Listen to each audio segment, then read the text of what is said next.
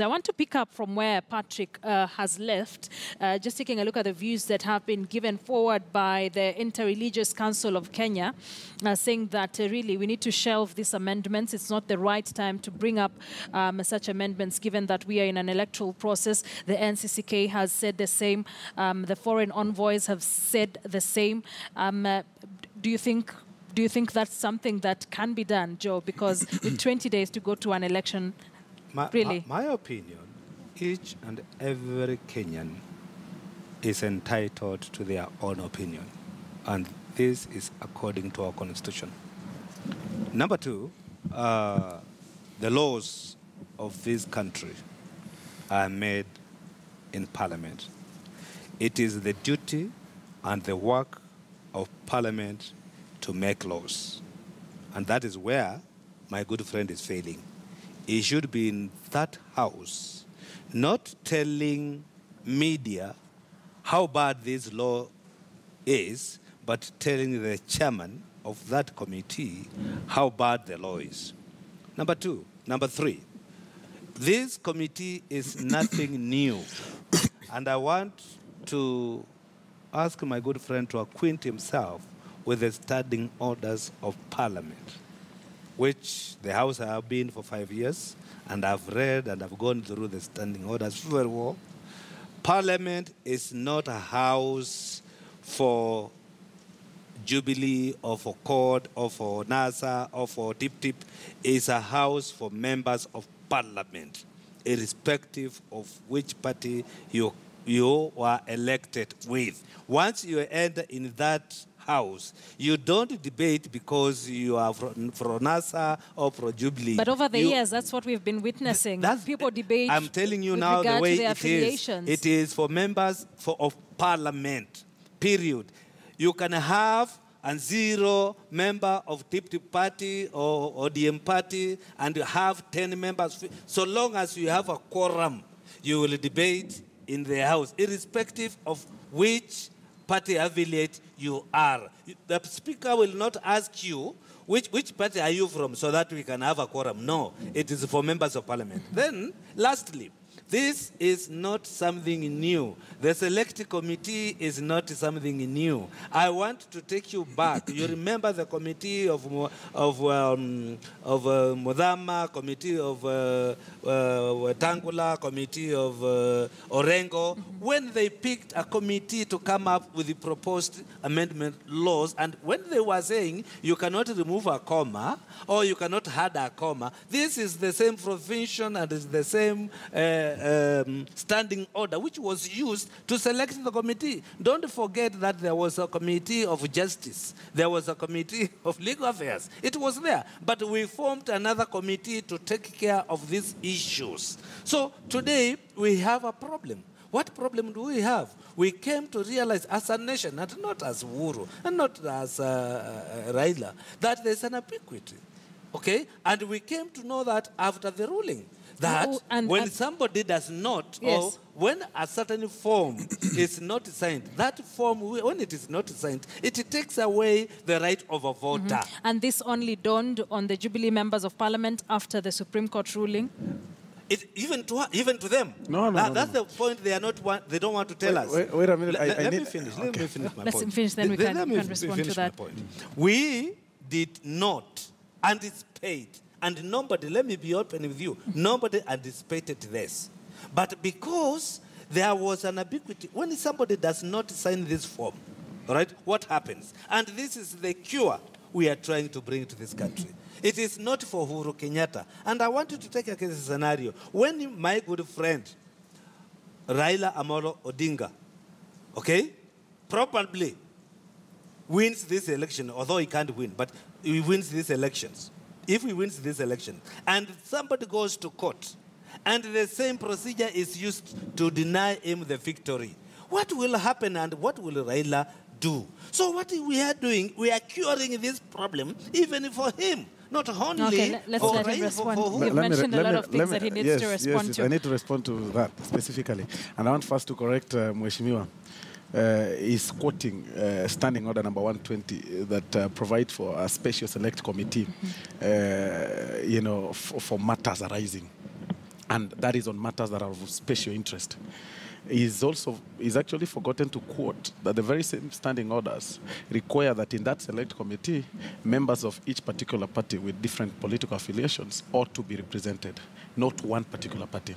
There is no memo or circular that has been circulated among us members of the NASA coalition that with instruction that the select, we actually do not know where this select committee was formed from or through.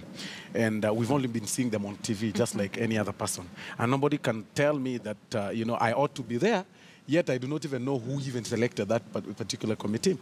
Having said that, it's very important for Mheshimiwa Joe to know that there is no, the learned judges did not say that we have deficit of laws when they're making any judgment. We've got laws. He's quoted one case scenario of a presiding officer failing to sign. But he's also forgotten to quote that the Electoral Offences Act still provides for punitive measures in the event of the presiding officer failing to sign. What he's actually doing is these people of Jubilee are playing games to the common mwananchi, saying that there are laws that are faulty that we need to correct to protect a voter, from losing anything. They are forgetting that it is the very same laws that maintained their victory in 2013. The very same laws. But now that this time round, there are dissenting opinions from the judges, people are feeling, okay, fine, we need to change this kind of laws. But one thing that every person should know, this country does not belong to Uhuru Kenyatta or Raila Odinga. This is our country. We shouldn't be making laws in haste to please our ego at this particular moment, forgetting that we'll use, and I need to remind them that Mzee Jomo Kenyatta made laws in haste, thinking that he's punishing Jaramogi Oginga Odinga. But the very same laws came to affect them when Moi took over power. The imperial presidency came to affect every Kenyan, regardless of the political affiliation then. And that is where we are heading to. We are heading to a one-party state. We are getting to a one where we actually sing the chorus of our principles, of our leaders, of our presidency. And that is what Jubilee is actually cultivating. Very dangerous. Trying to silence the judiciary, trying to silence the media, trying to silence the legislature. You're only told go to parliament and just pass. I even met one member of parliament when those laws were being debated. And I asked him whether he had read the laws. He told me no. But he's been told to pass them. He's been told to vote for them by Uhuru Kenyatta, and he must do that. He must obey the leader. What is that? Where are we heading to? We are losing it. We are losing track, and we should not be accepting that. And it's very unfortunate that very sharp people like Mheshimiwa Joe are only singing and saying, if the presiding officer fails to sign, it's going to nullify an election. There is an Election Offence Act that provides for punitive measures already. That hasn't been revised. It's already 10 years, 3 years in jail. Why advise, what is so mean? What is so serious? I think, Osoro, you're missing a point here. And the point you are missing is that the reason why people go to church every Sunday, not because the Bible has changed. The reason why Parliament legislates on a daily basis is to enhance the laws. And we enhance the laws as we live. We are not living with the same penal code which we had 20, 30, 40 years ago. We keep on changing them. We keep on changing even our constitution. We are not having the same constitution we had the other day. And the moment you realize there is a problem with your current setup, it is the responsibility of Parliament to come in, to chip in, and make sure that they correct that, so that Kenyan can have a peaceful country. We do it not for anybody, but for the sake of the country. This is one point you need to understand. And if the situation and the position we are in today, we have come to realize and we have to respect our institution like the Supreme Court. They have singled out this problem which need to be sorted out. Do you even respect them? Do you even respect them? I think I was listening to it. Okay, quickly, kindly. We must respect what institutions say, what they do as per the law. There is no way we can say it because it is me, Mutambo, this must be done, or people must do it in the way either to please me or to suit me the way I want it. Laws are not made for people, for particular individuals. Laws are made for prosperity of a nation. Period. But I just want to bring up something that the General Secretary of NCCK said yesterday, Reverend Canon Peter Karanja said, Jubilee needs to drop these amendments. NASA needs to drop the irreducible minimums. Let Kenyans go to one. Is this something we can consider? Yes, we can. But then, you see, we actually need to be very objective, and we need to open our minds and think wider. The Supreme Court judges found fault in IEBC. They found fault in the servers, they found fault in the system, they found fault in process. That clearly shows that if there was fault, then there ought to have been, there is a person who actually should be held culpable for that.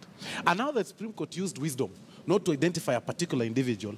It is for our own personal interest as players of this game to try and arm twist those changes. And for us as NASA, what we're only saying, that if there was only a problem within the Secretariat, then the head, everything rises and falls on leadership. Let him go home. Now, when these people talk about changes of laws to befit their interest, they're only talking about that any commissioner, you know, in the event of lack of a chairman of the commission, any other commissioner can actually declare the presidential. They've even gone to the level of reducing the presidency, you know, level by having a high court judge swear in, you know, the president in the event that the Supreme Court is not there. Who is anticipating of a lack of a Chief Justice within this short period of time? Is there something we do not know? And those are some of the questions we're asking ourselves. Mutambo, is this something we would consider dropping the electoral amendments and they drop the reducible minimums, because the clergy seems to be very keen on this? To me, my opinion would be, you see, once the laws have been proposed, it is subject to debate.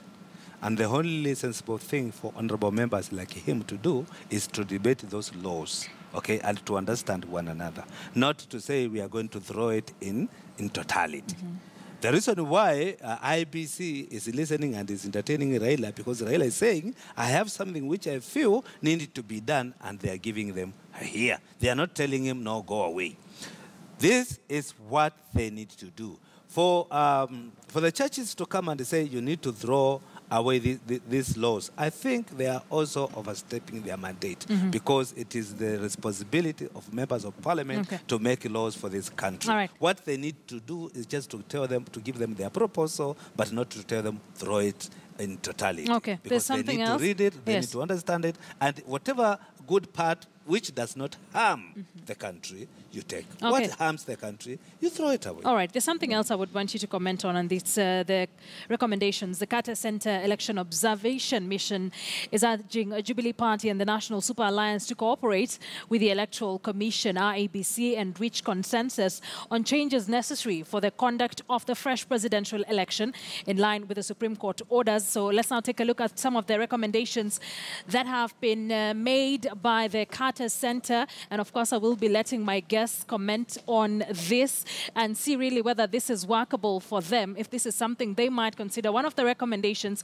that is being made by Carter Center is that the IEBC should be very transparent and involve all key electoral players in the planning process of the fresh elections. And IEBC should communicate regularly with the public. So this, of course, is in line with how open and how transparent the IEBC is as far as conducting themselves is concerned. Some of the strategies they're putting in place to run the election on the 26th of October, 20 days from now. They're asking the IEBC to provide updates on the electoral planning process and alert the public to challenges and corrective measures put into place. Once again, openness within the IEBC. And of course, this, they say, could work a long way in bringing back the confidence that seems very lost in the IEBC. Another of the recommendations that is being made by the Carter Center is that the IEBC should take the necessary steps based on the court ruling to ensure compliance with the legal provisions regarding result tallying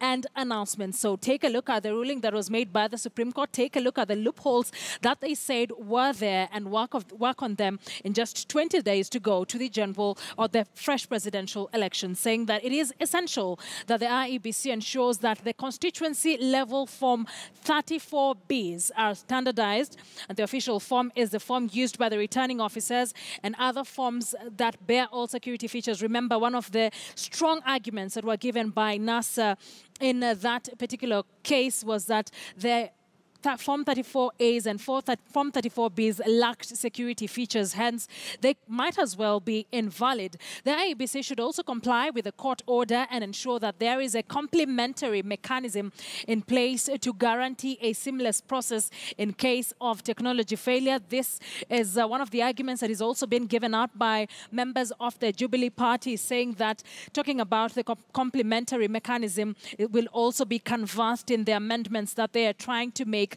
as a party, especially in the National Assembly.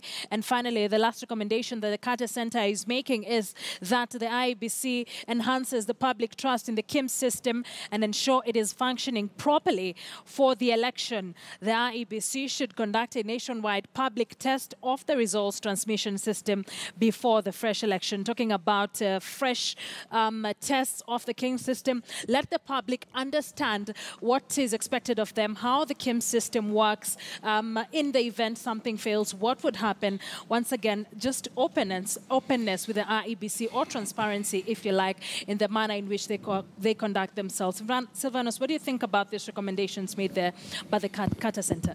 Yeah, I think they are timely, and although they are not very new, whatever, they're actually saying what IEBC ought to be doing every day on daily basis, informing the public, involving all the key political players. They've been doing that. They've been holding meetings with both political players, and something that is not something very new. For me, I think what all these observers and political interested people in this country should be doing is to meet both political affiliations, meet both principles, and try to reduce the political heat in the country. We shouldn't only be looking at IEBC. It's doing their work. I mean, they are trying to make the house in order. And I can tell you that they're also under pressure, because meeting the requirements are set by the precedent, set by the learned judges in court is not very easy. So for me, we need to talk to the players, not really IEBC, what IEBC ought to be doing and stuff like that, not going to, what's not supposed to be doing. Let the players be sought, made to sit down, agree on the things that every party is saying, and then come up with a conclusive thing that will help this country. But a number of foreign envoys have been meeting. They are not doing that. They're not doing. What I've realized, they're also playing.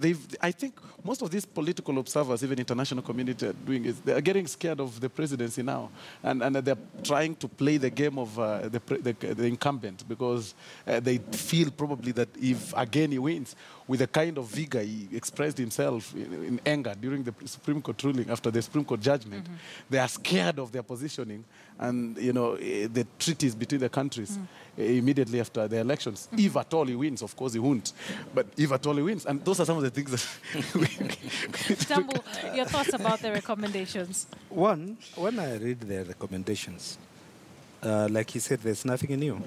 And after all, they are in line with the laws which are being proposed in Parliament. Which are there? Let me in line with which are being proposed, like making sure that the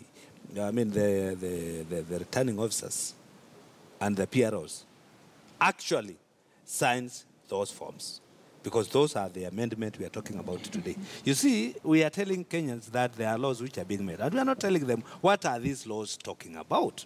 And it is very true that we are repeating election because of this simple mistake. There is nowhere in the judgment and the wisdom of the judges found anybody who had any wrongdoing with either stealing the votes or any other ways. It is the issue to do with the transmission and the issue of failing, signatures missing in some forms. That is where we are back, and that is the ambiguity we want to correct. Then number 3, you see there's something we need to understand as Kenyans. We keep on talking about KIM systems. We keep on talking about electronic voting. One thing you need to understand, and I think my good friend will agree with me on this one, do you know in our country we did not have electronic voting? It was purely manual, purely 100% manual. The only thing which we did using this system was only to confirm. That's the most important part. Yes, it was manual. We voted manual. So what is the big deal when we say there must be some complementary measures which are manually? We voted manually. We never voted using electronically. We never voted electronically in our country, the past election. All right, I would want us to wrap up, so quickly then he responds and we wrap up. That's the truth. And he knows it. He wants to respond to why he thinks it's a big deal. Otherwise. I want to respond to the Jubilee coalition, who are terming themselves digital. And they've been calling themselves digital all through since 2013. That it's very unfortunate that what they are requesting is a system that was used in 1997 backwards.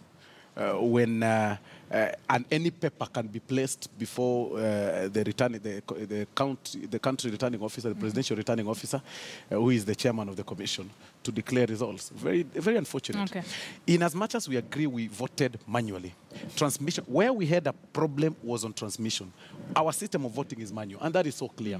But whatever that gave whatever annexures that gave the learned judges wisdom to nullify this election is because of the failed transmission process. And that is why we were requesting for the servers. So it should be clear here that in as much as we are talking about getting digital, getting back to manual, it is a system they want to, they're preparing, they're anticipating theft again by getting some fake papers that can be used in declaration of results without watermarks, without a structure, without security, and we're going to accept that. Let's wrap it up. Let's wrap it up. Gentlemen, thank you very much for joining me here on KTN News Desk. Silvanus Osoro is a Member of Parliament for South Mugirango. John Mitambo is a former Member of Parliament for Mwingi Central. Gentlemen, thank you very much once again for coming in. And that's how we wrap it here on KTN News Desk. Many thanks for joining us. Up next is Business Today. Be sure to catch that and just take a look at what is making headlines in the world of business. My name is Akisa Wandera. I'll be seeing you tomorrow, same time here on KTN News Desk. Have yourselves a lovely evening and keep it KTN News.